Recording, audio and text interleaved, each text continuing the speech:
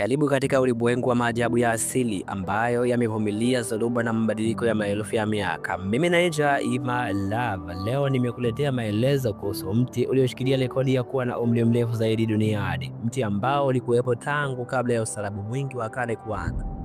Wataalamu wa mambo ya kale wamegundua kuwa mti huu unaitwa Metusela. Hapa kuna baadhi ya ushahidi kamili kuhusu mti huu. Ni mti wa jamii ya Bristlecone Pine. Unapopatikana ni katika milima ya White Mountain, kaunti ya Inyo kule California, Marekani. Mti huu una umri takriban miaka 4853. Hii inamaanisha mti huu ulianza kuota tangu mwaka 2833 KK kabla ya Kristo. Ulivumbuliwa na mwanasayansi Edmund Stillman mnamo mwaka 1907, ambaye alitumia kifaa maalum kuhesabu pete za ndani ya mti huo. Eneo halisi ulipo mti huu limefanywa kuwa siri kubwa na idara ya misitu ya Marekani ili kulinda dhidi ya uharibifu, kwani hapo awali mti mwingine mkongwe uitwao Prometheus ulikatwa kimakosa mwaka 1964.